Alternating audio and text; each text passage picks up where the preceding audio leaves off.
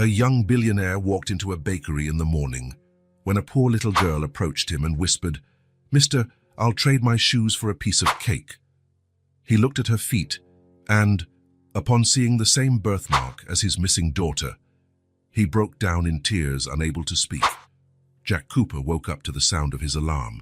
6 in the morning. Another day just like the others. He sat on the edge of the bed and ran his hands over his face.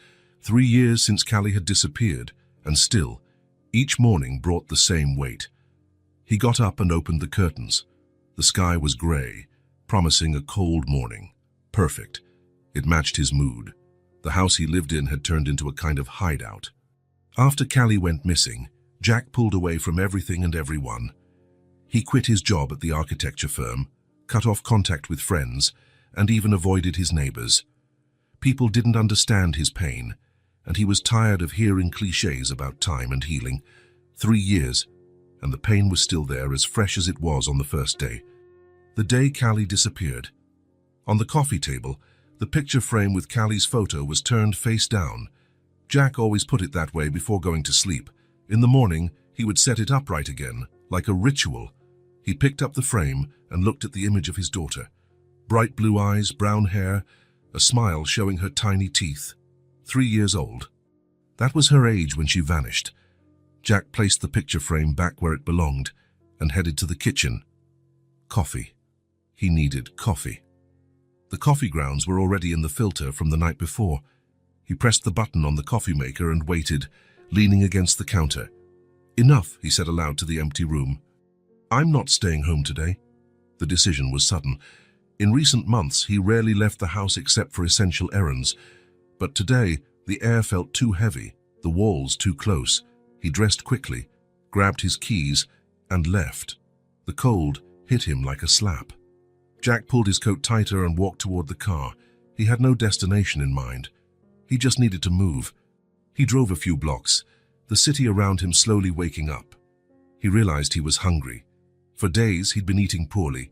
Coffee, quick sandwiches, anything that required little effort. He stopped at a bakery he had never noticed before. Maybe it was new to the neighborhood, or maybe he had simply never paid attention.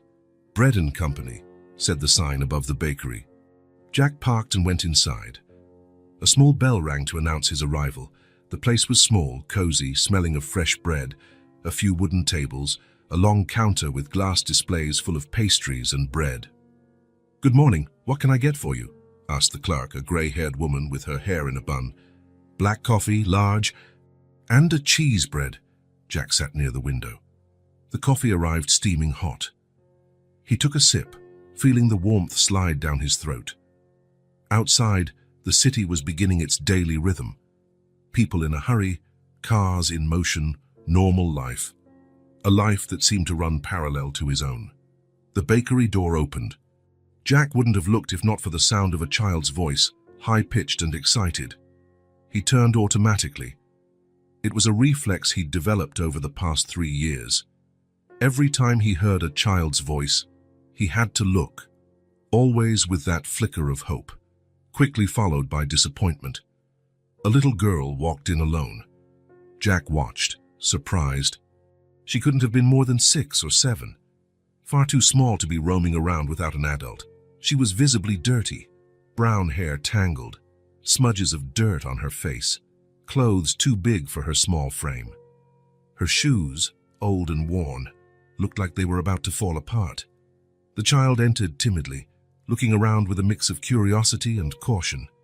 Her eyes lit up at the sight of the pastry displays. She approached them as if she were seeing a treasure, pressing her dirty little hands against the glass. The clerk, who had just finished serving another customer, noticed the girl and frowned. Children on their own usually meant trouble.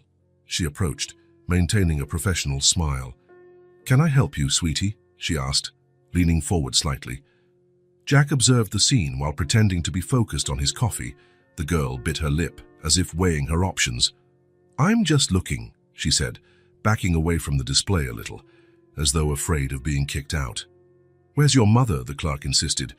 "She's waiting outside," the child lied, without much conviction.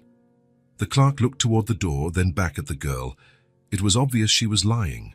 Jack felt a pang of concern. Who would let such a young child wander alone in the city? The girl started walking around the bakery, looking at the other customers. Her gaze lingered on their plates and cups, watching what each person was eating. Jack realized the child was hungry. Then, to his surprise, she began walking toward him. She wasn't looking at him exactly, but at the cheese bread on the plate in front of him. She stopped about 3 feet away and just stared. Jack felt something stir inside him. A mix of compassion and curiosity. Why this girl, out of all the people in the bakery, had chosen to approach him. "Hi," Jack said, breaking the silence. The girl started slightly, as if caught doing something wrong. She looked right at him, and Jack felt a chill run down his spine. Her eyes were an intense blue, almost unreal, a blue he knew well. "Hi," she whispered back. "Are you hungry?" Jack asked, nodding toward the cheese bread he hadn't touched yet. The girl didn't answer right away. She seemed to be deciding whether to trust him. Finally, she took a few more steps closer. "Mister," she said in a low tone, almost a whisper, "I'll trade my shoes for a piece of cake." Jack blinked, confused. "What?" The girl pointed to her own feet, then to the display. "My shoes for that chocolate cake, the one with the blue frosting."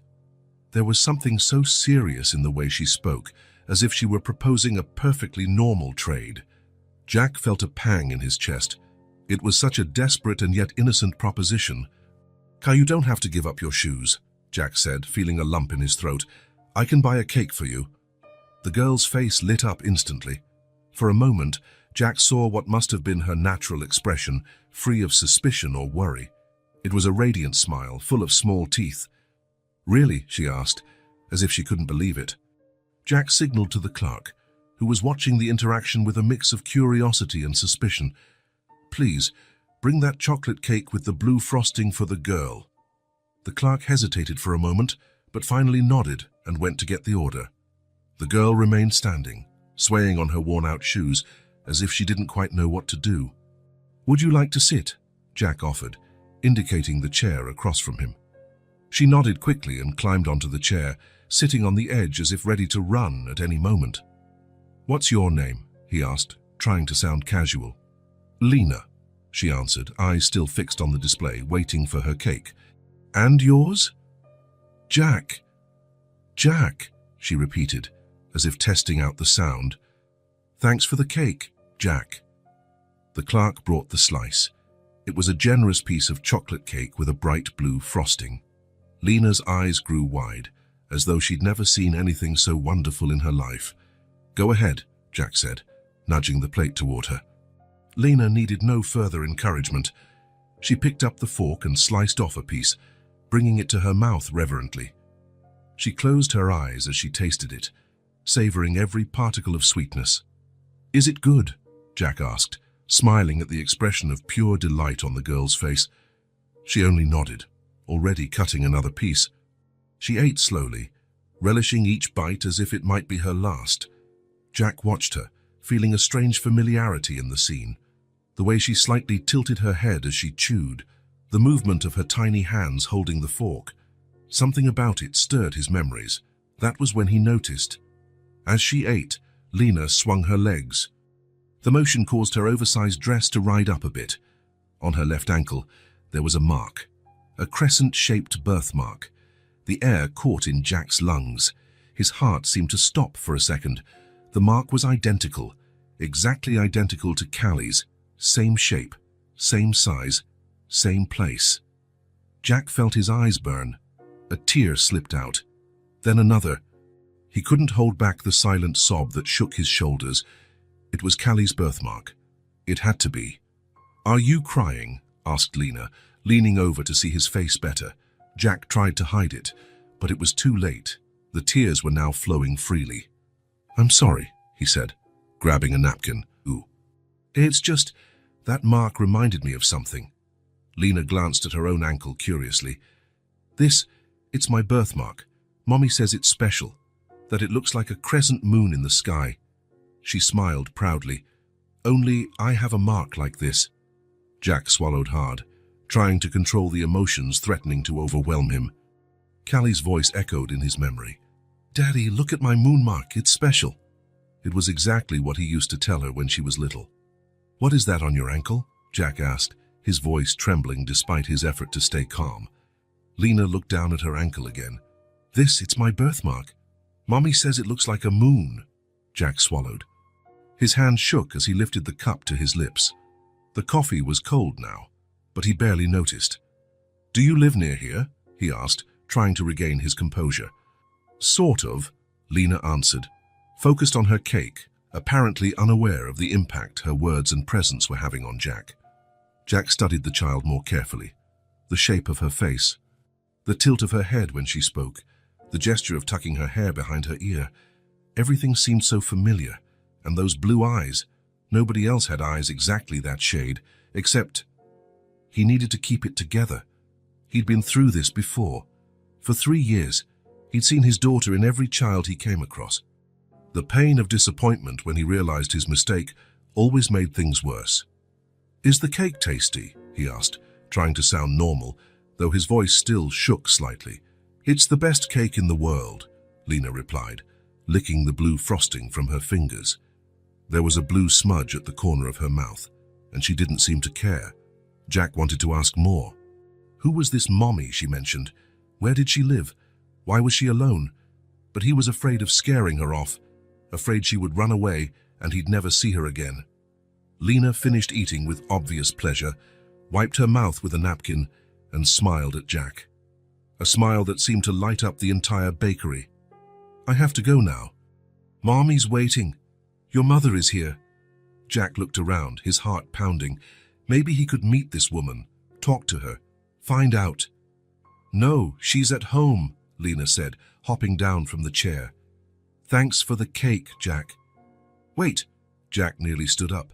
"Are you alone? Want me to walk you home?" Lena smiled in warmth, as though amused by his concern. "I always walk alone. I know the way." Before Jack could say anything else, she waved and ran to the door. The little bell rang as she left, happily skipping along the sidewalk as if she'd just received the best gift in the world. Jack watched through the window as she walked away. He saw her turn to look at him one last time, waving, before turning the corner and disappearing from sight. The image of the mark on her ankle was burned into his mind. Was he going insane? Or was it possible that... The memory struck him like a punch to the gut. The day Callie disappeared, 3 years ago, it was a Sunday. Jack was at home, working on an urgent project.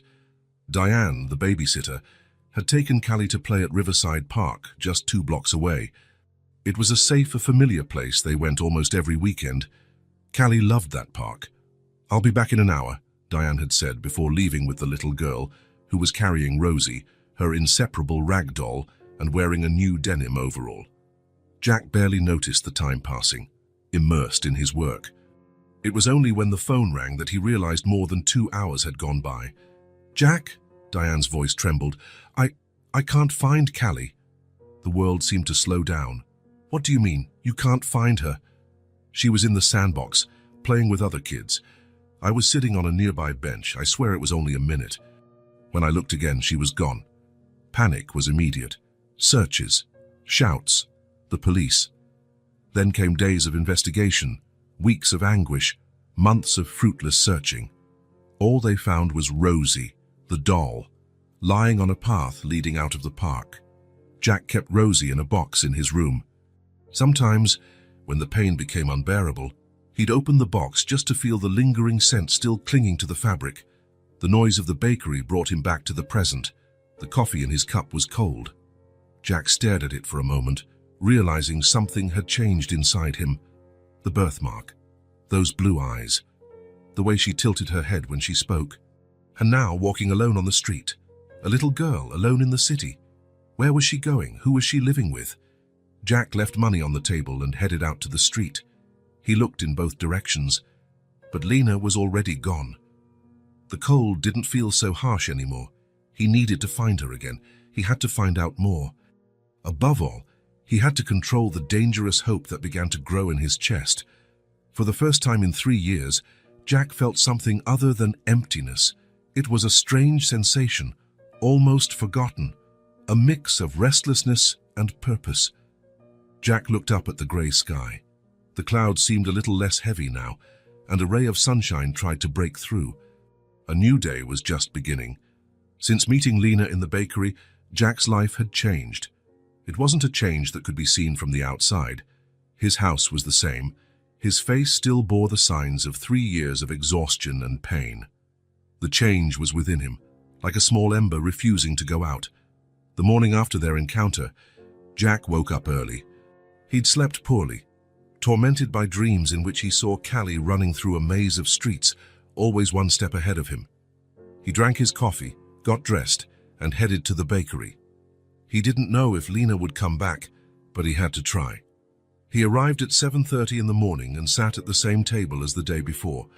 He ordered coffee and watched the door, waiting for the little bell to ring and announce the arrival of the blue-eyed girl, but she didn't appear. He stayed there until 10, downing cup after cup of coffee, flipping through a newspaper he wasn't really reading.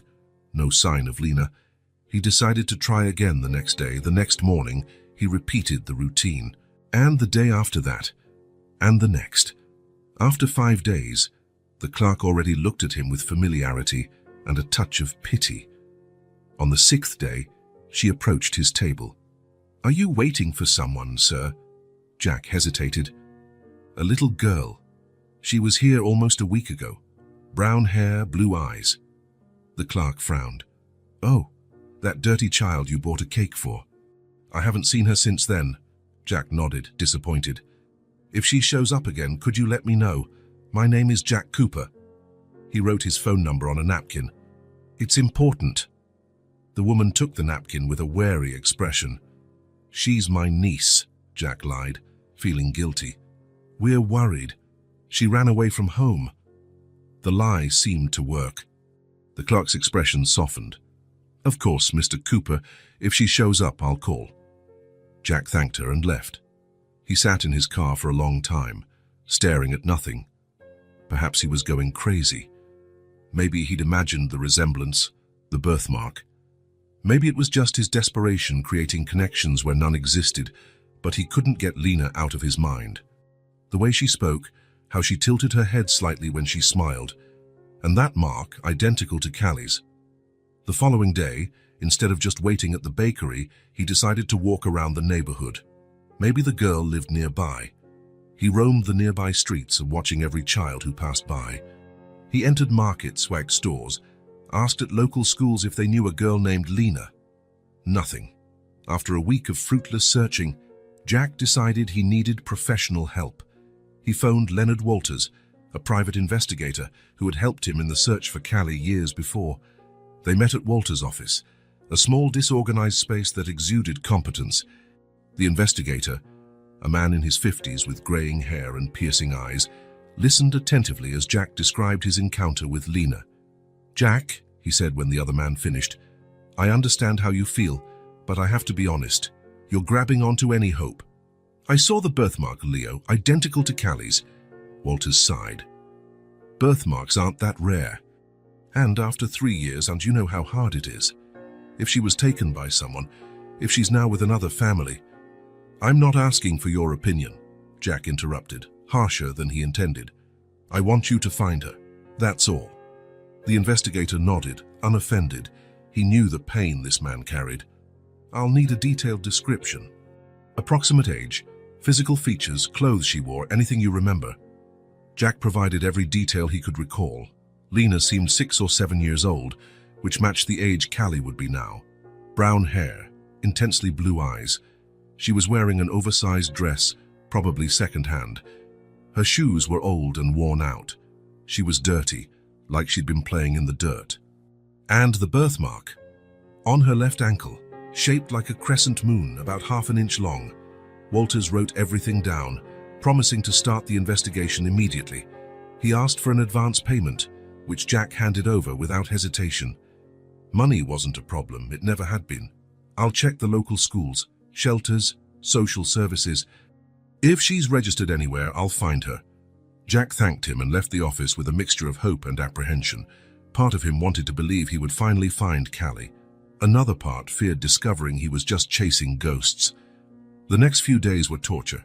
Jack kept going to the bakery every morning, waiting for hours, with no results. Walters called daily with updates on his search, but there was nothing concrete. No girl matching that description in nearby schools, no records in social services. After 10 days of searching, the investigator suggested widening their area. Maybe the girl didn't live in the neighborhood. Maybe she was just passing through that day. "I'll need more resources," Walters said, "and more time." Jack agreed without hesitation, but frustration was building inside him. The small ember of hope threatened to die again. On the 13th day after his encounter with Lena, Jack decided to change his routine. Instead of going to the bakery, he went to Riverside Park, the place where Callie had disappeared. He hadn't been there since that tragic day. It was like a wound he avoided touching. The park hadn't changed much. The same playground, the same benches, the same trees, now taller. Jack sat on a bench away from the crowds, watching children play. A dull ache pulsed in his chest. He should have spent more time with Callie. He should have cherished every moment, and then he saw her. Across the park, sitting alone on the grass, was Lena. She wore a different dress but equally oversized. Her hair looked like it had been combed, but it was still messy. She was drawing on the ground with a stick, completely absorbed. Jack felt his heart race. For a moment he was paralyzed, afraid she would vanish if he blinked. He took a deep breath and stood, walking slowly toward her, afraid to scare her off. When he was just a few steps away, Lena lifted her gaze. Those blue eyes, so familiar, so painfully similar to Callie's, lit up with a smile. "Hi, Jack." She remembered his name. Something inside him warmed. "Hi, Lena," he replied, trying to keep his voice steady. "What a coincidence, seeing you here." She shrugged, as if running into acquaintances in random places was the most normal thing in the world. "You disappeared," he said, sitting on the grass a short distance from her, mindful not to crowd her. "I went back to the bakery for days." "We don't go there much," Lena explained, going back to scribbling on the ground with her stick. "Aunt Marla says we can't waste money on silly things." Jack looked at what she was drawing. It seemed to be a house and with a smiling sun and 3 stick figures in front. "Is that your house?" he asked. Lena nodded. "That's me," she said, pointing to the smallest figure. "That's Aunt Marla and that's Uncle Walt. They're your family." The girl was silent for a moment, as though considering the question. "Sort of. They take care of me." Jack felt a pang in his chest. He wanted to ask 1,000 questions, but feared scaring her or coming across as suspicious. "Do you come to this park often?" he tried, and keeping his tone casual. "When it's sunny, yeah." She tilted her face toward the sky, squinting at the light. "Aunt Marla works over there." She pointed to a building across the street. "Sometimes, when she's busy, I stay here until she's done. All by yourself." Jack couldn't hide his concern. Lena shrugged. "I'm used to it." "And she always looks out that window." She pointed at one of the building's windows. "I know how to take care of myself." There was a forced independence in this child that broke Jack's heart. What kind of life did she have? Who exactly were these aunt and uncle she spoke of? "And do you like living with Aunt Marla and Uncle Walt?" he asked, trying not to sound invasive. Lena seemed to think about it. "They're nice to me. Aunt Marla makes sure I bathe every day and combs my hair. Uncle Walt tells me stories before bed." She paused. "But sometimes we don't have food.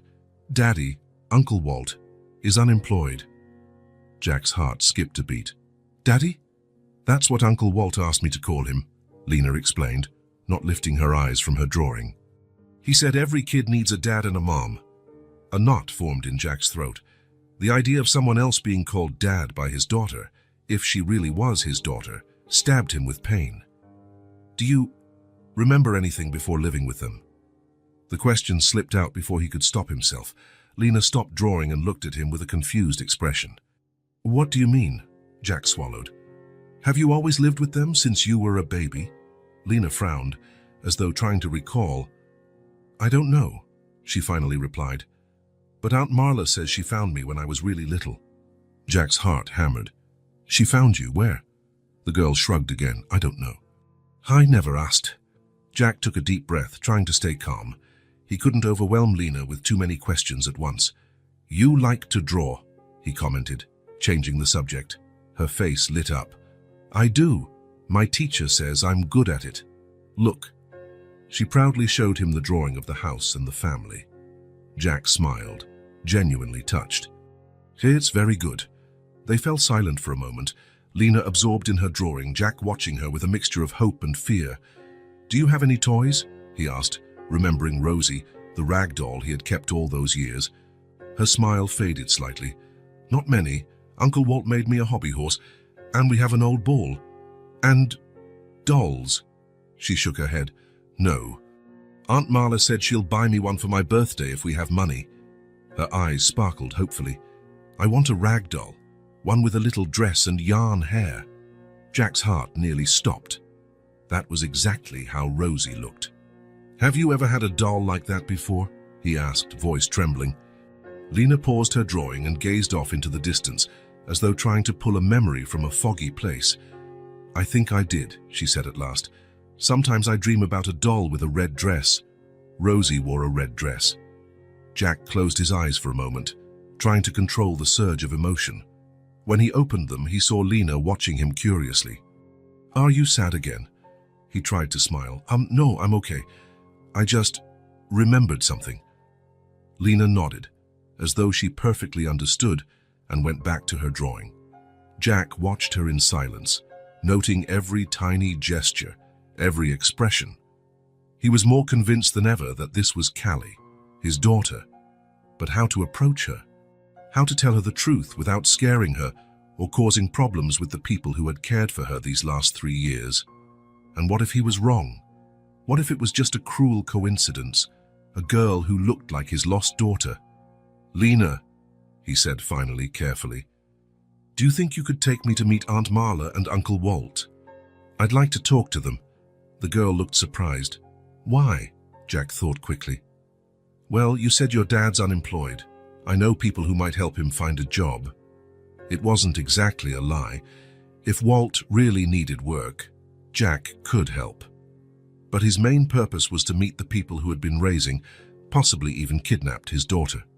Lena considered the offer for a moment, then smiled. Aunt Marla will be happy.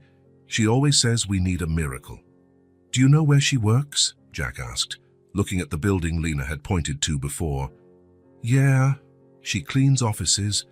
She'll be done soon. Lena looked at the sun. She always comes to get me when the sun's right there. Jack nodded, a mixture of anxiety and hope swirling inside him. He would finally meet the people who had been with his daughter for 3 years. If Lena was really Callie. I can walk you to our house tomorrow, Lena offered. It's a bit far, but I know the way. Jack hesitated. He didn't want to wait until the next day. He was afraid the girl would disappear again. On the other hand, maybe it was better to talk to Walters first, to prepare more thoroughly. That would be great, he said at last. We can meet right here, on this bench, tomorrow morning? Lena nodded, smiling. Okay, Uncle Walt will be home too. He's always at home. Jack smiled, trying to hide the storm of emotions raging inside him. The missing doll, Rosie, which he still had, untouched, made him sink into a deep silence. How would he tell this child he believed he was her real father? How could he explain 3 years of separation? How would he deal with the people who had raised her all this time? I have to go, Lena said suddenly, standing up. Aunt Marla's coming. Jack looked toward the building and saw a woman stepping out of the main door. She was the same woman from the bakery, thin, tired-looking, but dressed neatly. See you tomorrow, then, he said, also getting to his feet. Lena waved and ran toward the woman. Jack watched as she left, his heart heavy with hope and fear. The girl looked back one last time and waved before taking Marla's hand. Tomorrow, Jack thought. Tomorrow might be the day I finally get answers, or the day I lose hope forever. Jack woke up before his alarm. He'd slept poorly, tossing and turning for hours, thinking about the meeting with Lena. Today, he would meet the people who had been raising the girl for the past 3 years. He had to keep it together, go slowly. He couldn't just show up accusing them of taking his daughter. He got up and dressed carefully. He wanted to make a good impression. He chose simple but good quality clothes, dark jeans, a blue shirt, polished shoes. He didn't want to show off, but he also didn't want to appear sloppy. On his way to the park, he stopped at the same bakery where he had first met Lena. He was already a familiar face there. The clerk smiled when she saw him. "Good morning, Mr. Cooper." "Good morning. I'd like to take a cake." "Chocolate with blue frosting, if you have it." The woman's eyes showed recognition. It was the same cake he'd bought for Lena. She nodded and retrieved it from the display. "Did you find your niece?" she asked while she packed the cake. Jack hesitated for a moment. "Yes." "Thank you for asking." He paid for the cake and headed for the park, placing the box carefully on the passenger seat. The day was bright, though cold. Jack parked and walked to the same bench where he had talked to Lena the day before. He sat with the cake on his lap and waited. At 9:30, he saw Lena approaching along the stone path. She was running, hair flying in the wind. When she saw Jack, she broke into a big smile and waved. She was wearing a different dress this time, one slightly less worn, but still too big for her frame. "Hi, Jack," she said, stopping in front of him, slightly out of breath. "Sorry I'm late. Uncle Walt took forever to wake up." "No problem," he said with a smile. "I brought something for you." Lena's blue eyes lit up at the sight of the bakery box. "Is that a cake?" Jack nodded and handed her the box. She opened it carefully, as if it were a treasure. When she saw the chocolate cake with blue frosting, she let out a gasp of joy. "Just like last time, thank you, Jack. I thought you could share it with your family," he said. Lena gently closed the box. "I'll save it for after lunch. Aunt Marla says sweets before meals ruin your appetite." Jack smiled. This Aunt Marla seemed to care for the girl, despite everything. "Shall we?" he asked. "I'm eager to see your home." Lena nodded and started walking, holding the cake box tightly. Jack followed, trying to control his nerves. He was following a child he believed to be his missing daughter, heading to the home of people who might have kidnapped her. Or maybe not. Maybe they were good people who had found a lost child and cared for her all these years. He didn't know what to expect. They walked for about 20 minutes, moving away from the central neighborhood. The streets gradually became more run down, the buildings older and in poorer condition. They entered a clearly poorer area, with small businesses sporting worn facades and simple houses. "It's right there," Lena said, pointing to a small apartment complex. It was a 3-story building with peeling paint, but it looked clean. The tiny front yard, though small, had well-tended flowers. Lena led Jack up a side staircase to the 3rd floor. She stopped in front of a green door with the number 302 painted by hand. "We're here," she announced, opening the door without knocking. "Aunt Marla, I brought a visitor." Jack took a deep breath and stepped into the apartment. It was small but clean and organized.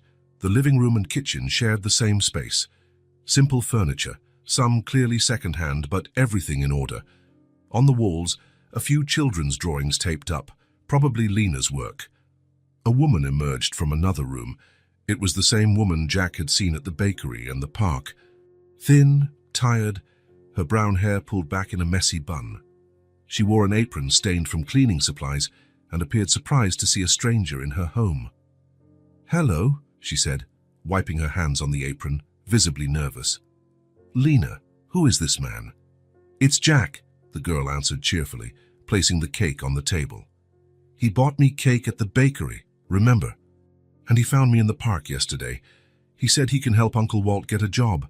Marla gave Jack a suspicious look, which he met with a polite smile. "Jack Cooper," he introduced himself. "Forgive the intrusion, but I met Lena by chance, and she told me about your family's situation." Marla shook his hand briefly. "Marla Winters. This is our home." Then, turning to Lena, "Sweetie, go get Uncle Walt. He's in the bedroom." The girl dashed off to the other room. Jack and Marla were left alone in the living area, an awkward silence between them. "I want to be clear," Marla began, her voice firm despite her nerves. "We don't accept charity. If you're here out of pity, you can leave." Jack shook his head. "This isn't charity. I really can help with employment. I have some connections." Before Marla could respond, Lena returned, pulling along a tall, thin man. He looked about 40, with grey strands in his hair and stubble on his face. He looked tired, with deep circles under his eyes, but there was kindness in his gaze. "Uncle Walt, this is Jack," Lena exclaimed. The The man looked at Jack suspiciously, then at Marla, as if asking for an explanation. "This is Walter Winters, my husband," Marla said. "Walt, this is Jack Cooper. Apparently he met Lena at the bakery." The two men shook hands firmly.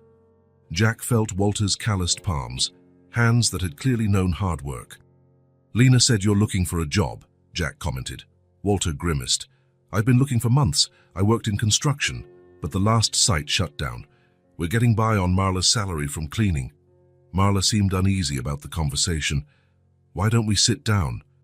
"I'll make some coffee." Jack accepted the invitation and sat on the worn-out sofa. Lena sat beside him, excited about the visitor.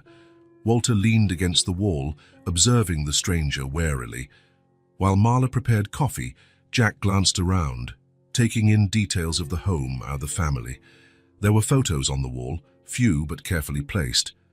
In one knee, Marla was holding a younger Lena, perhaps around 4, apparently at a birthday celebration with a small cake in front of them. "Lena said she's been with you for quite a while," Jack commented casually. Walter and Marla exchanged a quick look. Tension filled the air. "Yes," Marla finally answered, bringing the coffee. "Almost 3 years." Jack's heart sped up. That timing exactly matched Callie's disappearance. "How did she come to live with you?" he asked, trying not to sound too eager. Another silent exchange between the couple. Marla set the coffee cups down and took a deep breath. "I found Lena alone in an abandoned subway station," she said. "The South Line, decommissioned years ago. I was cleaning there. Sometimes they schedule inspections. She was hiding in a corner, scared, dirty, hungry." Jack felt a knot in his stomach, imagining Callie, if this was truly her, lost, alone, only 3 years old. "Did she tell you her name?" he asked. Marla shook her head. "She barely spoke. She was so little. I asked her name over and over, but all she said was that she wanted to go home, that she wanted her daddy." "We thought about going to the police," Walter added quietly, as if confessing something shameful. "But we were scared.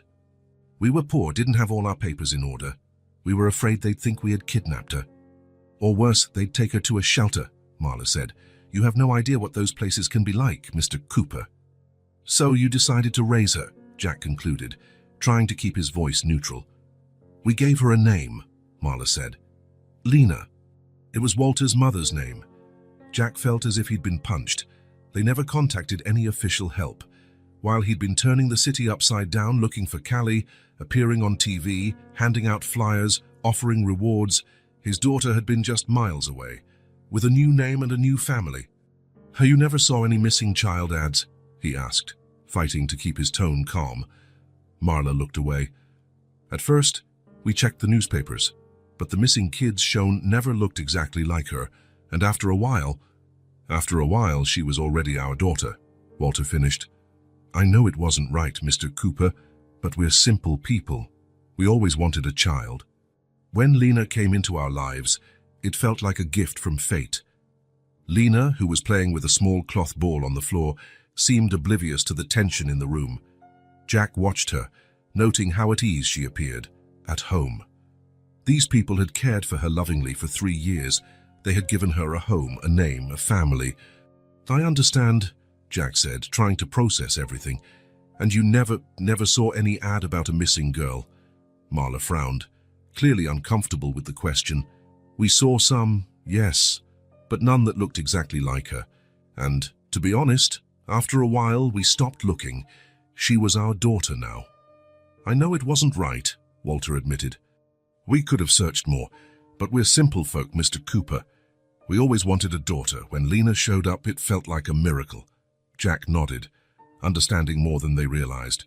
What was he supposed to do now? Reveal that he believed he was Lena's biological father? Call the police? Or just walk away and leave the girl with the family that had loved and cared for her? He looked at Lena, who was now kicking a small makeshift ball around, seemingly unconcerned with the tension in the room. He couldn't just take her from them. He couldn't traumatize her again, but he couldn't walk away either. Not now that he'd found her. "About the job," Jack said, deciding to hold back for now. "I know some people in construction. I can make some calls if you're interested." Walter looked surprised. "Of course I'm interested. Any honest work would help right now. Jack pulled a card with his number from his pocket. Call me tomorrow. I'll see what I can do. Marla eyed the card suspiciously. Why are you helping us? You barely know us. Jack looked at Lena again. Let's just say, I know how important it is to have a happy family. He stood, preparing to leave. He needed time to think, to plan his next step. Confronting them now, without solid proof, could be disastrous. Thanks for the coffee, he said. And Lena, thank you for showing me your home. The girl smiled. Are you coming back? Jack's heart constricted. If your aunt and uncle let me...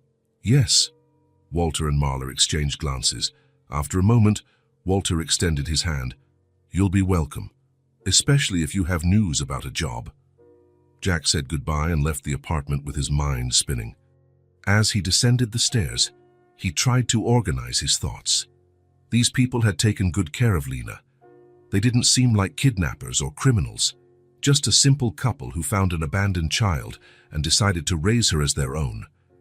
But that didn't change the fact that Lena, with her identical birthmark, her blue eyes, her familiar gestures, was very likely Callie.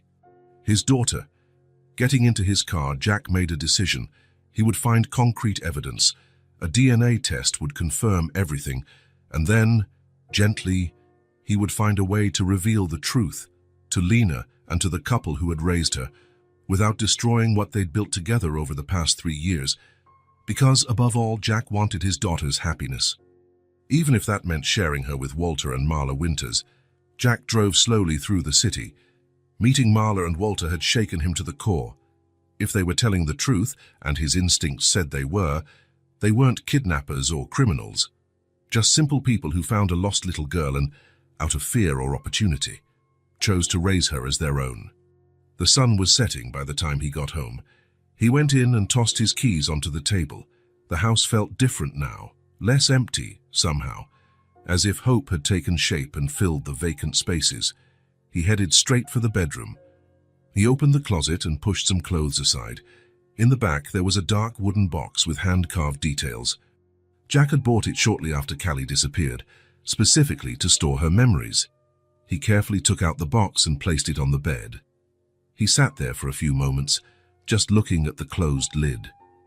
Inside were his most painful and precious memories. He drew a deep breath and lifted the lid. The first item was a photo. Callie on her 3rd birthday, a few months before she disappeared.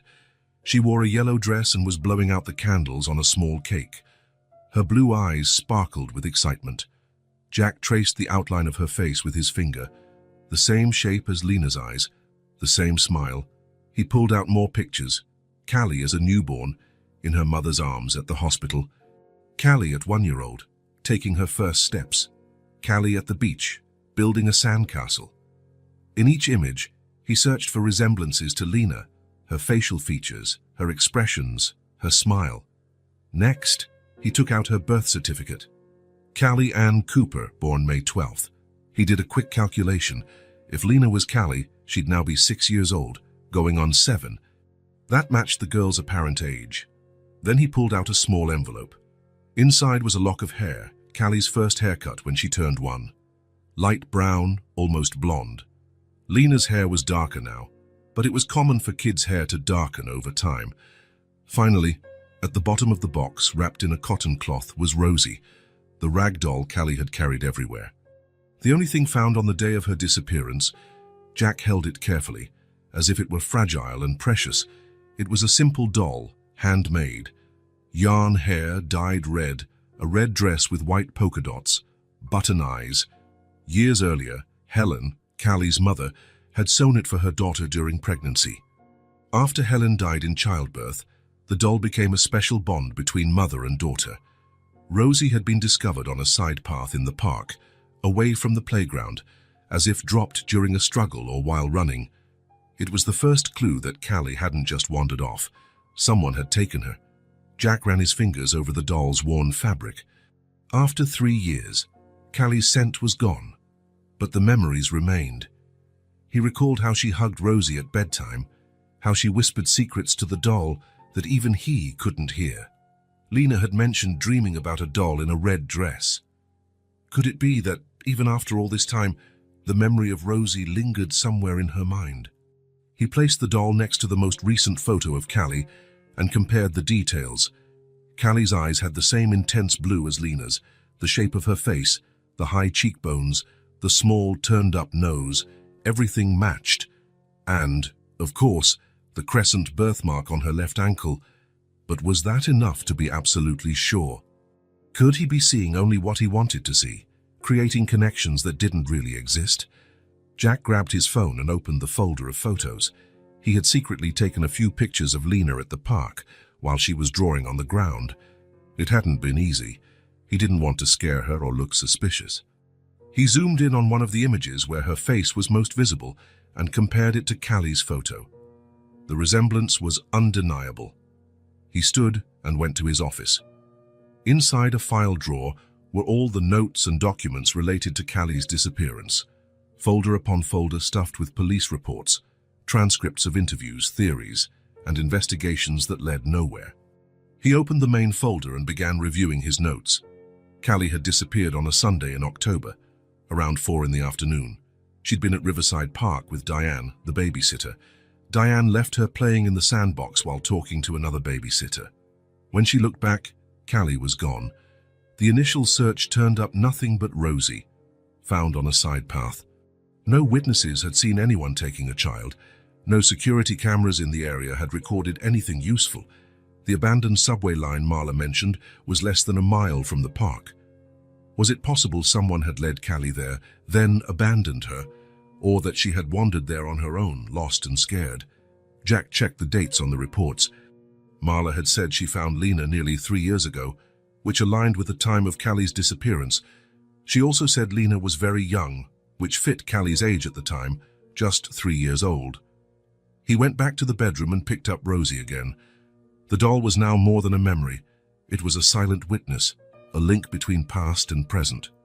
If Lena really was Callie, Rosie would be the concrete proof. Would the girl recognize her old companion? But how to do this without frightening the child, without creating a confrontation with Marla and Walter, who had clearly loved and cared for her over the past 3 years? Jack sat on the edge of the bed, pressing Rosie to his chest. All the evidence pointed to Lena being Callie. The timing, the age, the physical traits, the birthmark, even her fragmented memories of a red-dressed doll. In his heart, he believed he'd found his daughter, but he needed certainty, absolute certainty, before he acted. Before potentially turning everyone's life upside down, a DNA test would be conclusive. But how could he get a sample without arousing suspicion? And if the test confirmed what he felt in his soul, then what? Would he take Lena away from those who had lovingly cared for her? Would he initiate a legal battle that might traumatize her even more? Jack carefully put Rosie back in the box. He'd come up with a plan tomorrow. He'd find a way to get definitive proof and, more importantly, a way to resolve the situation in a manner that prioritized Callie's happiness, Lena's happiness, above all else.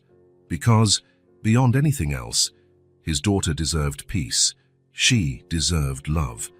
And that meant, regardless of the result, difficult decisions lay ahead. Jack closed the wooden box and returned it to the closet. For the first time in 3 years, he truly felt alive. With purpose. The pain was still there, but now it was accompanied by something else. Hope.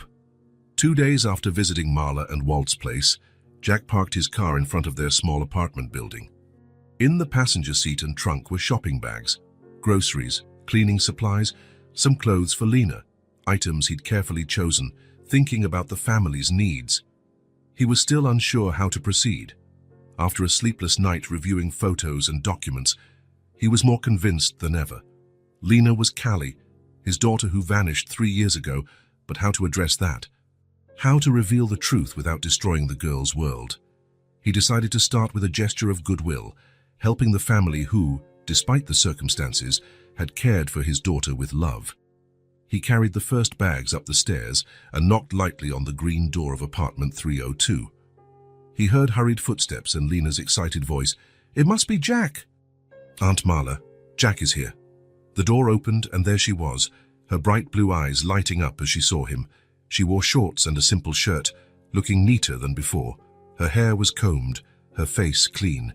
"You really came," she said, practically jumping for joy. Jack smiled. "I promised I would, didn't I?" Marla appeared behind Lena, wiping her hands on a dish towel. She looked tired, but less suspicious than during their first meeting. "Mr. Cooper, what a surprise." "I brought some things," Jack said, holding up the shopping bags. "There's more in the car." Marla's expression wavered between gratitude and wounded pride. "You didn't have to—" "It's not charity," Jack assured, sensing her discomfort. "Think of it as an advance. I spoke to some contacts and got job interviews lined up for Walt at 2 construction companies." Marla's eyes widened. "Really?" Jack nodded. "They're on Monday.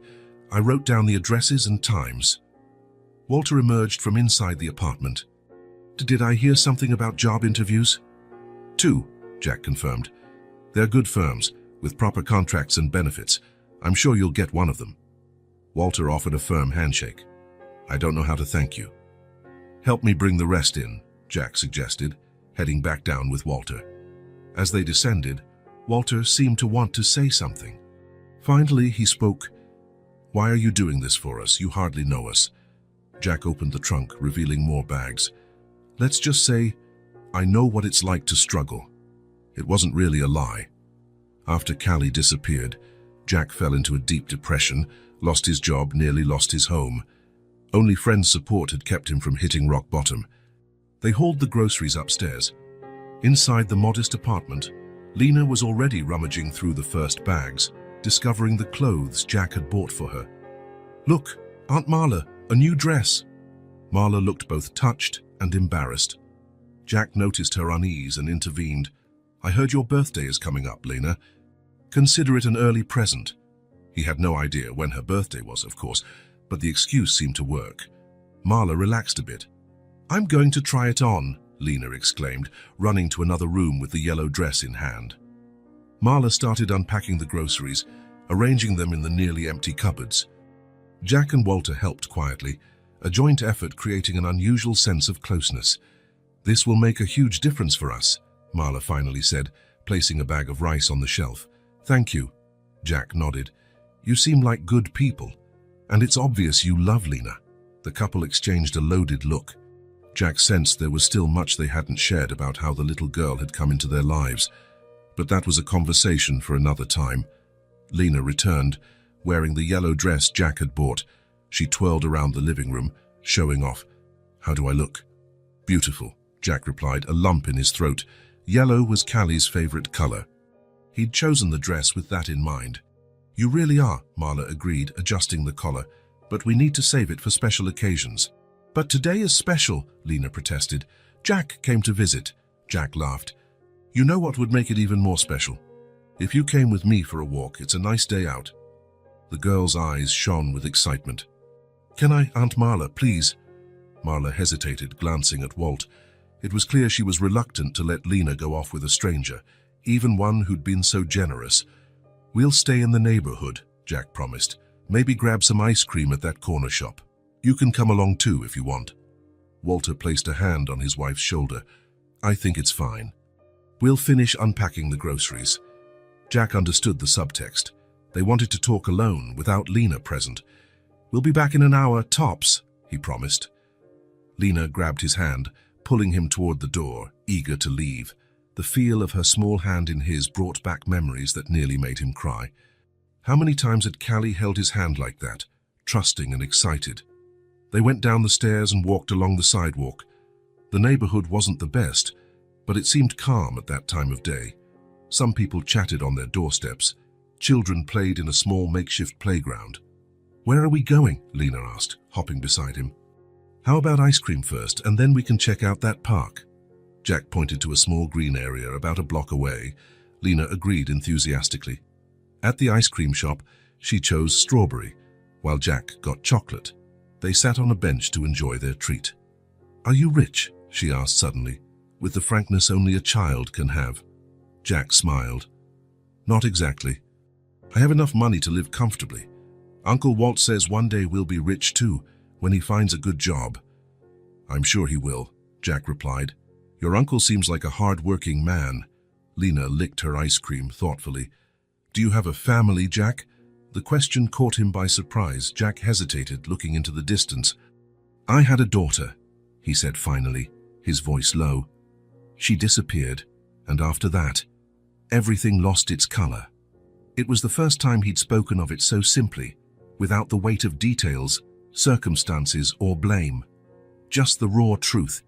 He had a daughter. She vanished, and the world became colorless. Lena stopped eating and looked at him with her big blue eyes. A surprising empathy passed through her gaze, beyond her years. Without a word, she reached out and took his free hand.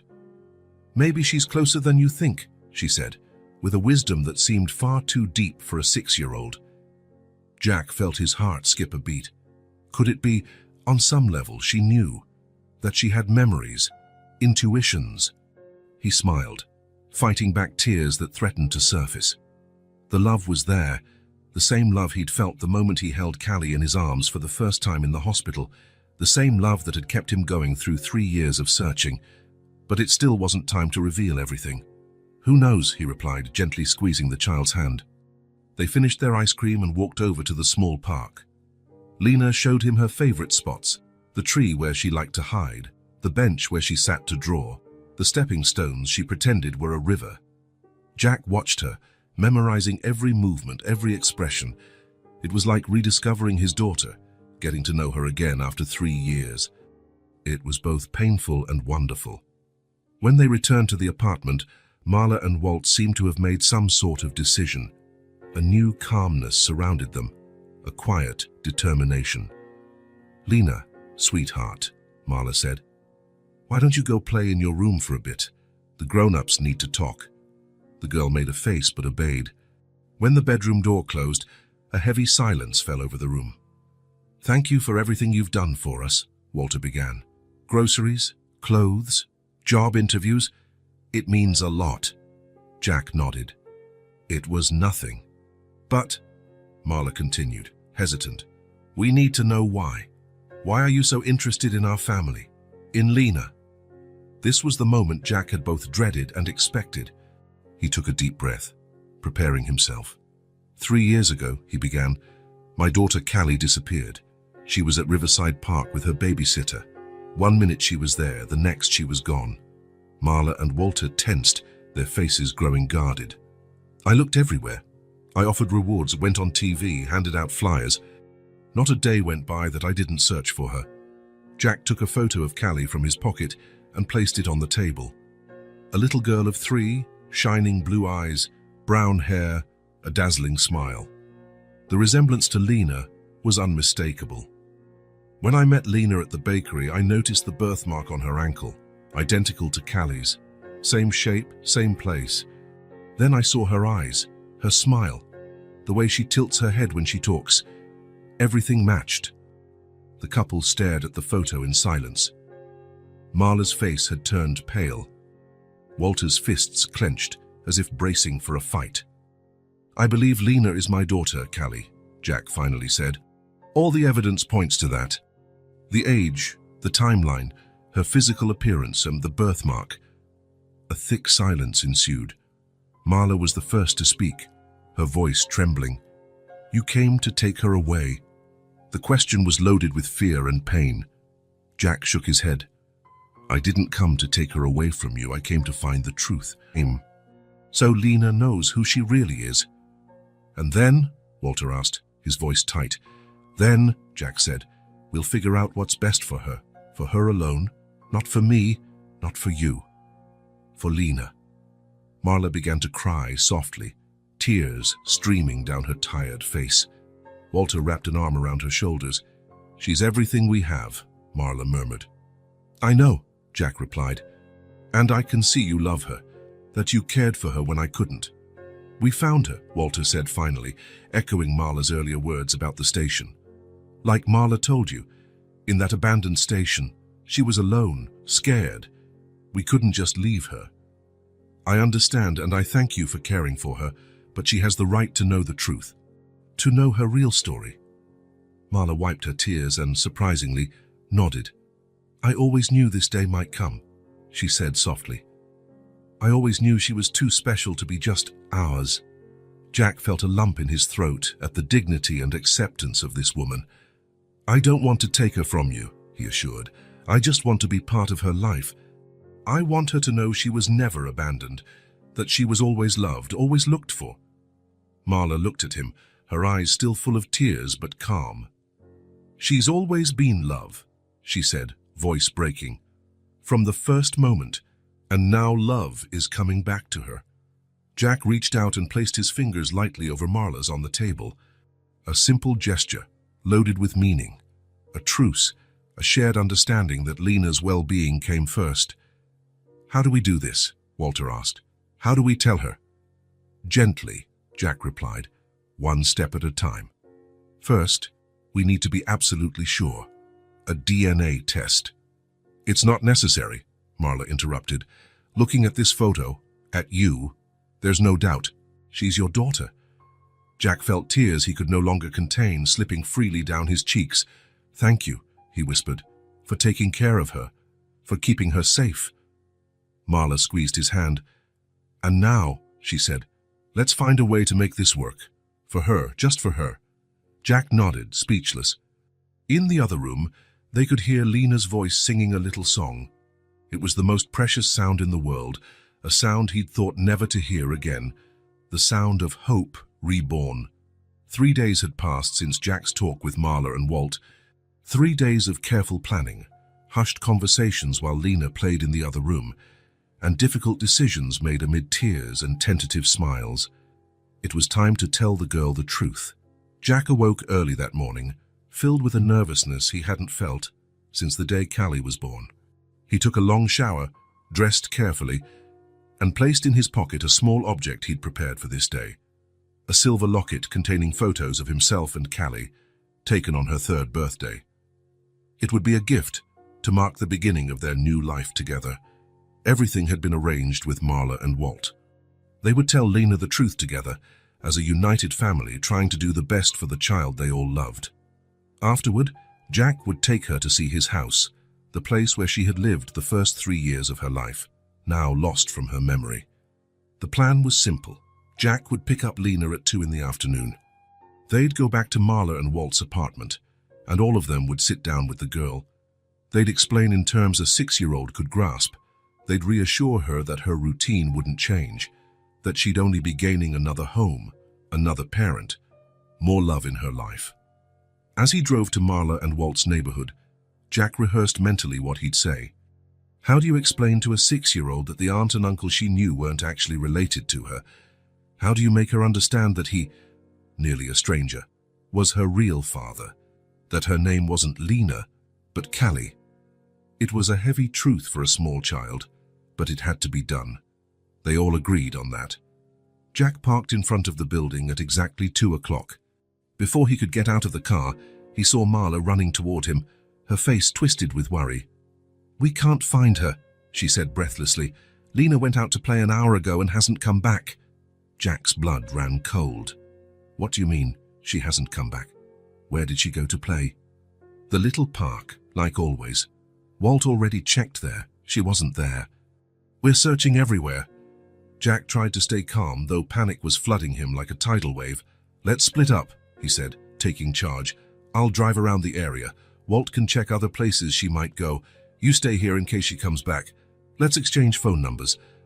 They hurriedly swapped numbers and went in different directions.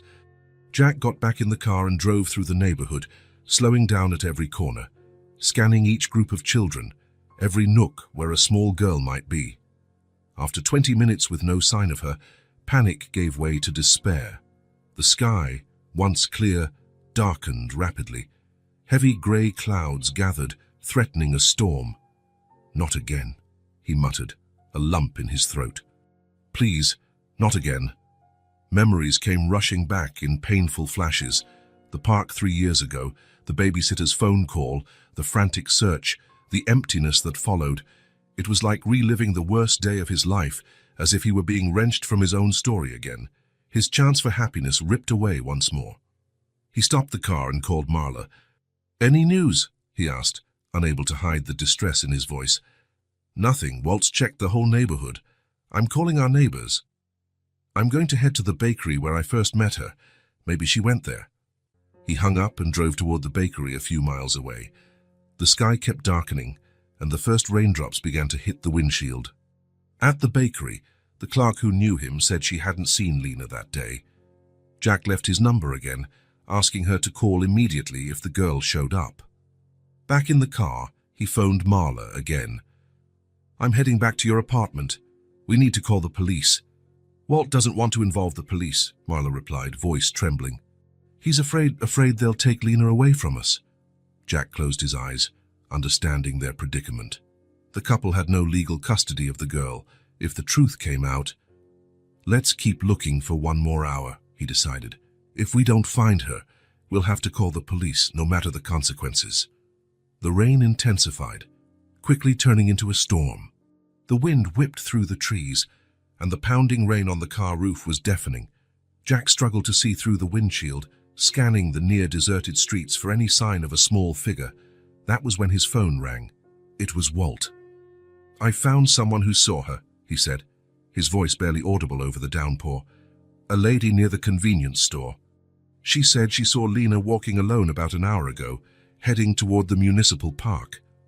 The municipal park was a few blocks away, a larger, more developed space than the small park near their place, complete with an artificial lake and newer playground equipment. "I'm on my way," Jack answered, taking a sharp turn. He arrived at the park in under 5 minutes. He parked haphazardly and jumped out into the rain, which soaked him instantly.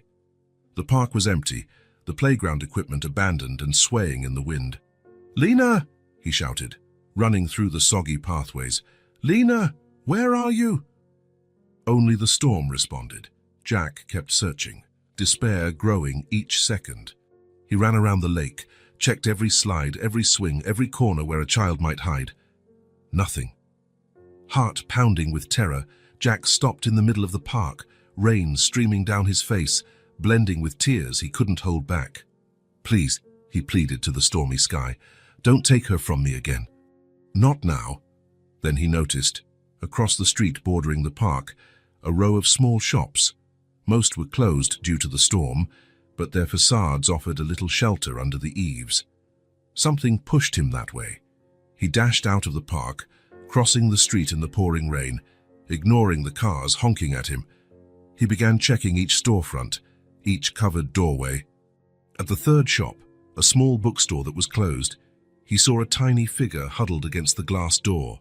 Brown hair, drenched. A yellow dress, soaked. The dress he'd bought her. "Lena!" he shouted, racing toward her. The girl lifted her face, her blue eyes wide with surprise. "Jack, what are you doing out in the rain?" He knelt before her, taking her icy little hands in his, frantically checking if she was okay, if she was hurt. "We've been looking everywhere for you," he said, voice quivering with emotion. "Your Aunt Marla, your Uncle Walt, all of us. We were so worried." Lena looked genuinely surprised. "But I just came to see the big park. When it started raining, I came here. I was waiting for the rain to stop so I could go back." The simplicity of her explanation, the natural way she spoke, as if there were nothing strange about a 6-year-old walking alone through the city and sheltering from a storm, broke Jack's heart. "You can't go off like that without telling anyone," he said, trying not to sound too harsh. "We were worried sick." "I'm sorry," she replied, lowering her eyes. "I wanted to see the ducks in the lake. People say there are ducks here." Jack managed to smile, despite the tension that still gripped him. "Yes, there are ducks. I can bring you another day to see them. But for now, we need to get back. Your Aunt Marla must be frantic." He pulled out his phone and called Marla, letting her know the good news. Then he took off his jacket and draped it over Lena, picking her up in his arms. "Let's get to the car. It's too cold out here." She nestled against his chest, her thin arms around his neck. Jack felt a wave of love so intense it almost knocked him over. His daughter, his Callie. Finally in his arms again, they ran to the car, shielding themselves as best they could from the relentless rain. Jack cranked the heater to full blast, handing Lena a blanket he kept in the glove box for emergencies. "Better?" he asked, seeing her wrap herself in the soft fabric. She nodded, her wet hair plastered to her face, her lips slightly blue from the cold. "Thanks for finding me, Jack." At that moment, Looking at the little face he'd almost lost twice, Jack knew he couldn't wait any longer. Life was too fragile, precious moments too fleeting. "Lena," he began, turning toward her. "I have something very important to tell you." She looked up, curiosity shining in those big blue eyes.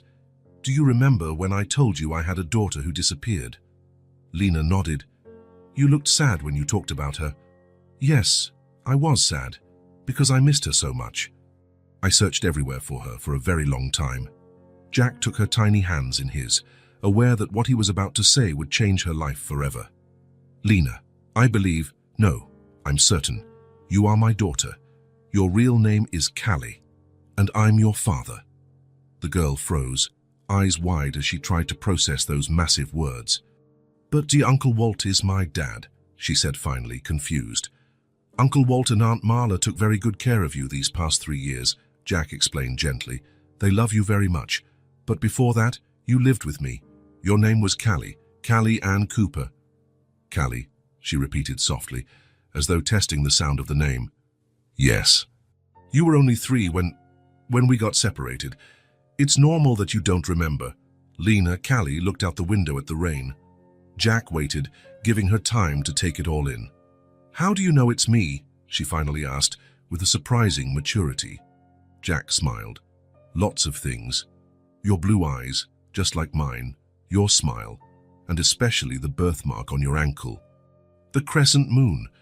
My daughter Callie had the exact same one." The little girl lifted the hem of her soaked dress and looked at the mark that had always been there. "I have photos of you as a baby," Jack continued.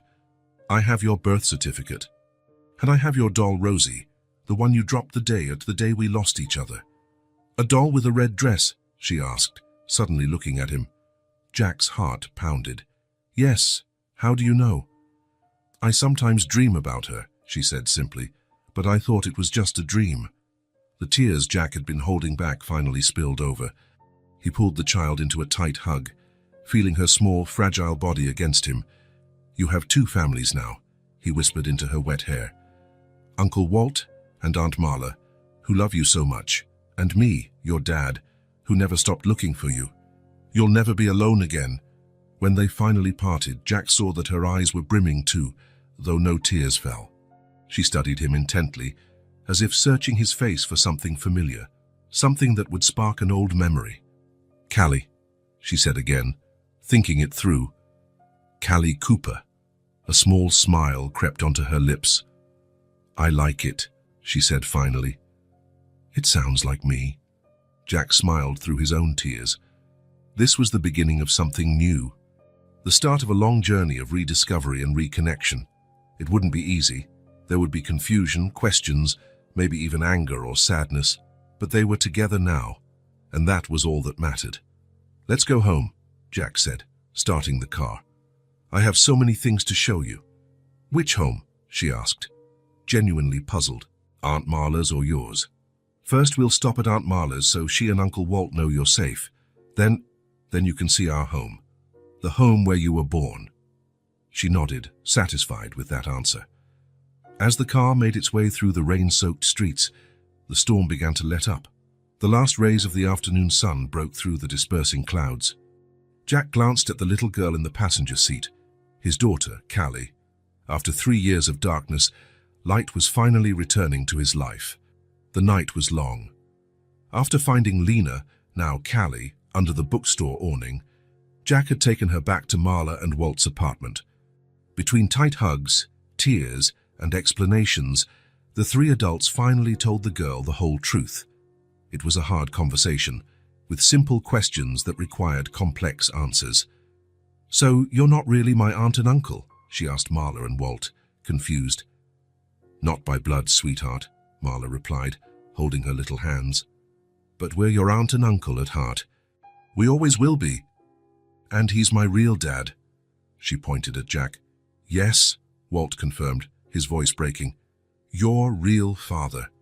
The girl absorbed the information silently, her big blue eyes flicking from one face to another, as if looking for something familiar in her suddenly upside-down world. "We'll do a test," Jack explained gently. "A test that shows when a father and daughter are really related. Then tomorrow we'll know for sure." She nodded seriously. She didn't cry, didn't run away. She just accepted it, with the surprising resilience of children. They spent the night all together in the apartment. Jack slept on the small couch, folding his long legs to fit in the cramped space. He didn't mind the discomfort. He was close to his daughter, nothing else mattered. In the morning, Walt took them all to a clinic Jack had arranged. The procedure was quick and simple, a swab inside the cheek for both Jack and Callie. The results would be ready in a few hours, given the urgency Jack requested. By noon, Jack's phone rang. He stepped away from the others to take the call. When he returned, his face was transformed, a radiant smile, tears brimming. "Positive," he announced, his voice trembling. 99.9998% probability of paternity. Marla wept quietly. Walt held her, his eyes also misty. Callie, sitting between them on a clinic bench, looked at Jack with growing curiosity. "So you really are my dad," she said, not as a question but a statement. Jack knelt before her. "Yes, Callie, I am your father." The little girl reached out and touched his face, her tiny fingers tracing his features as though memorizing them. "Can I see your house now?" she asked, surprising them all with the simplicity of her request. Jack looked to Marla and Walt, who silently nodded. "Our house," he corrected gently. "Yes, you can." They had lunch, and then came a tense moment of parting. Although they all agreed Callie would spend some days with Jack, getting to know his home and her own story, the separation was still difficult. "We'll see each other every day," Jack assured Marla and Walt. "And you'll always be part of her life." Marla hugged Callie tightly, fighting back tears. "Have fun, sweetheart, and remember, we love you very much." Walt simply hugged her, unable to speak without breaking down. Callie promised to come back soon, not fully grasping the emotional weight of the moment. And so Jack and Callie were in the car, heading for the house where they'd once lived together years ago, a house she didn't remember, but that had been her first home. "Is it far?" she asked, watching the unfamiliar streets pass by. "Not too far, about 20 minutes. Is it a big house?" Jack smiled. "Not really big, but comfortable. It has a backyard where you used to play." "I used to play there." "Yes, when you were very little. There's a swing your grandpa built for you." She absorbed that in silence. "I have a grandpa." "You had one," Jack corrected gently. "My father. He passed away right before you, before we got separated." Callie nodded, staring out the window again. Jack wondered what was going through her mind. So many changes, so much new information in a short time. Finally, they arrived. Jack parked in front of a two-story house with a white exterior and blue shutters, a small, well-kept garden out front. "This is it," he announced, turning off the engine. "We're home." Callie peered through the window, studying the house with curiosity. Jack exited and opened her door, offering his hand. She took it and got out, her gaze still fixed on the building as if waiting for it to speak, to reveal a secret. They walked to the front door together. Jack felt Callie's hand tighten around his as he inserted the key. A click, and the door opened. "Welcome," he said, his voice barely above a whisper with emotion. They stepped inside. The living room was neat and tidy, furnished simply but tastefully. On the walls, a few framed photos, most of them of Callie as a baby. Jack watched his daughter look around, her blue eyes taking in every detail. "Want a tour?" he asked. She nodded, still holding his hand. They started with the living room, then the kitchen. Jack showed her the backyard with its faded swing. She touched the rusty chain with interest. "This is where you took your first steps," Jack said, pointing to the patch of grass. "You fell and got up many times until you managed to walk on your own." "You were so determined," Callie smiled. A small but genuine smile. It was the first time she'd really smiled since learning the truth. They went back inside and climbed the stairs. Jack showed her his own room, the bathroom, a small library. Finally, they stopped in front of a closed door, painted a pale yellow. "This," he said, his voice unsteady, "was your room." He turned the knob and slowly opened the door. The room was almost exactly as it had been 3 years ago. Softly painted walls, a small bed with a floral comforter, a shelf with children's books. some toys neatly arranged, a white dresser next to the bed. And on top of the dresser, sitting as though awaiting someone, was Rosie. Jack watched as Callie entered the room slowly, her eyes locked on the rag doll in the red polka dot dress. For a moment, he feared she wouldn't recognize it, that the dreams she'd mentioned wouldn't be enough to trigger a real memory. But then Callie ran to the dresser. She picked up the doll gently, as though it was precious and fragile. She hugged it to her chest and closed her eyes. "This was mine," she whispered, reopening her eyes, shining with excitement. "I remember her." Jack felt his heart skip a beat. He swallowed the lump in his throat, fighting not to cry. "Yes," he managed. "That's Rosie. She was your favorite doll. She stayed with me all this time, waiting for you to come back." Callie ran her hand over the doll's red yarn hair, its button eyes, the dress faded by time. Recognition filled her gaze. "Rosie," she whispered, testing the name. "My friend Rosie." Jack approached and sat on the edge of the bed, watching the silent reunion. Years of pain, searching and nearly broken hope converged in this simple and miraculous moment. Callie looked around the room, absorbing its details. Her eyes came to rest on the blank white ceiling. "Could we have stars on the ceiling?" she asked suddenly, still clutching the doll. Jack smiled, tears finally escaping his eyes. "We can have the entire sky if you want," he replied, voice trembling. She smiled and, in a gesture that took Jack completely by surprise, moved closer and hugged him. A small, tentative hug, but a hug nonetheless, the first one she'd initiated. "Thank you," she said simply. Jack hugged her back, feeling her small frame in his arms. That moment, that embrace, was worth every second of the 3-year search, every tear, every sleepless night. "You're welcome, my daughter," he said, savoring each word. "Welcome home." Through the bedroom window, the soft evening light poured in, golden and warm. On Callie's lap, Rosie seemed to smile with her stitched red lips. And in Jack's heart, for the first time in 3 years, there was complete peace. The house, once empty, was now full of hope, of possibilities, of love, full of sky. Autumn arrived, coloring the trees in shades of red and gold. 3 months had passed since Jack found Callie. 3 months of adjustment, of rebuilding, of forming a new routine with patience and love. The first week was hard. Callie swung between moments of joy at finding her real dad and moments of sadness at missing Marla and Walt. Jack noticed when she'd go quiet, hugging Rosie, staring out the window with distant eyes. "Do you miss them?" he asked her one day. She just nodded, no words.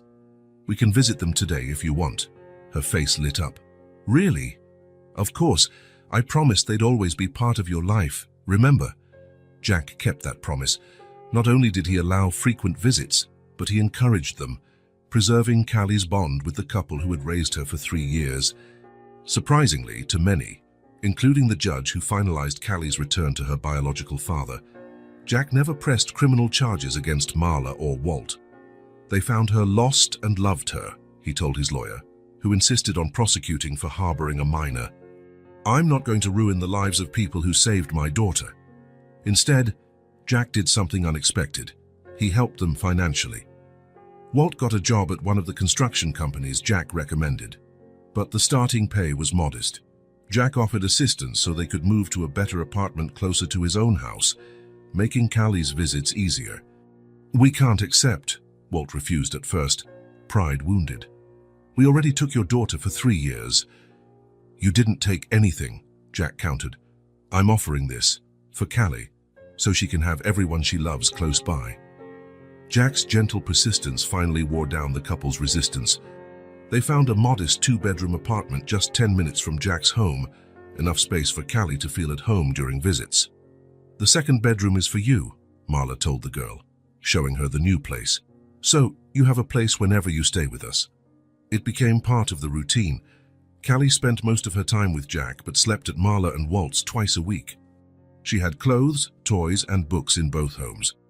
Over time, this unusual arrangement began to feel normal. The transition to a new school took time, too. Jack enrolled her in a better institution closer to his house, but maintained contact with her old teacher and classmates. They explained the situation to the principal and new teachers, who were understanding and helped Callie adjust. "How was school today?" Jack asked each afternoon when he picked her up. Early on, her answers were brief and shy. Over the weeks, she grew more talkative, sharing stories about new friends, art classes, and the book her teacher read to the class. At home, Jack transformed her bedroom into the sky he'd promised. He hired an artist to paint a mural of the solar system on the ceiling. Stars, planets, comets, all glowing in the dark when the lights went out. Callie loved lying in bed before sleep, gazing at her private universe above her. "Dad," she said one night, the words still sounding fresh and experimental on her lips, "why did you look for me for so long?" "Uncle Walt said it was a really long time." Jack sat on the edge of the bed, choosing his words carefully. "Because you're part of me," he said eventually. "It was like someone took a piece of my heart. I couldn't live fully without you." Callie thought about that, her blue eyes reflecting the painted stars on the ceiling.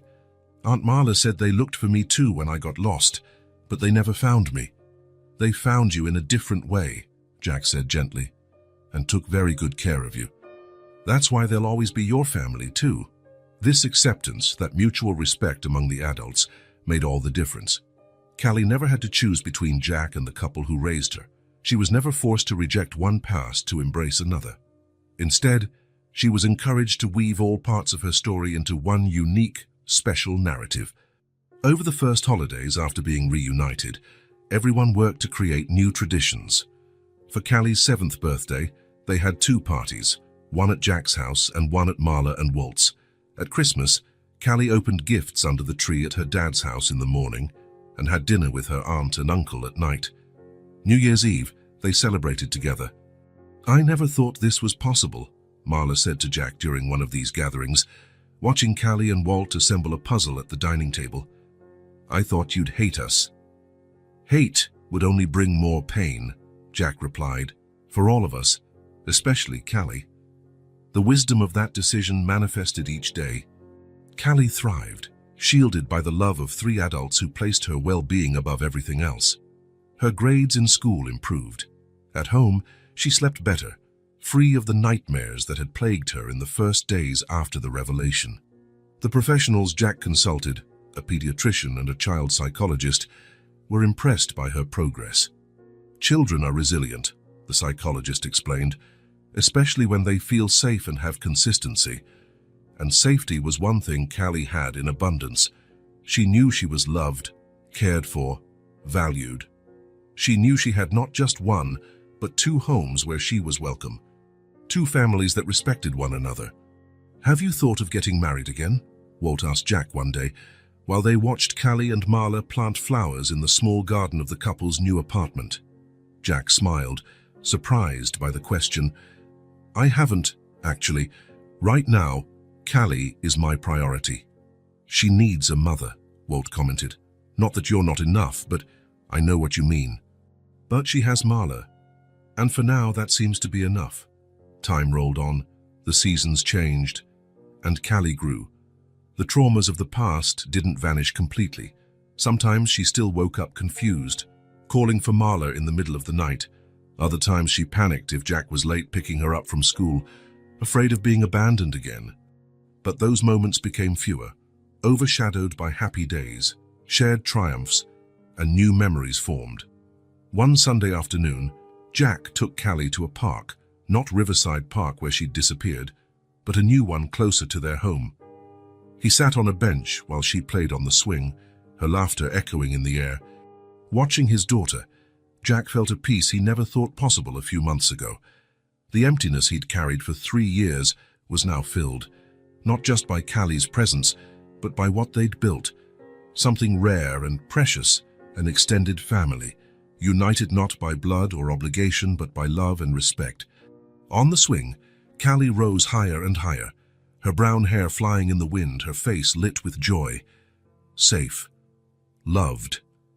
Known. The bonds between them weren't conventional, but they were real and strong, and most importantly, they would remain, growing, evolving. flourishing just like Callie herself. Rain tapped softly on the windows that Sunday afternoon. Jack and Callie had cancelled their trip to the zoo because of the weather. Instead, they decided to stay home, watch a movie, and bake cookies. It was a perfect day to snuggle under a blanket with hot chocolate and stories. They were in the living room, Callie sketching in her new drawing pad, Jack reading a book, when the girl asked suddenly, "Did I have a mum?" The question caught him off guard. In all the months since she'd come to live with him, she had never asked about her mother. Jack slowly closed his book. "Yes, you did," he said, thinking carefully about how to answer. "Her name was Helen." Callie set down her colored pencil and looked at him with eyes so much like his. "Where is she?" Jack took a deep breath. He'd prepared for this moment, but it was still hard.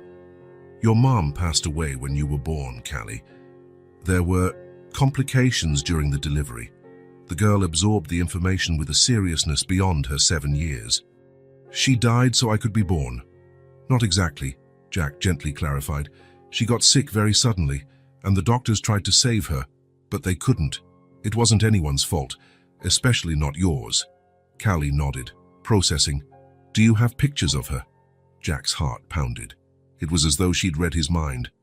"I do," he answered.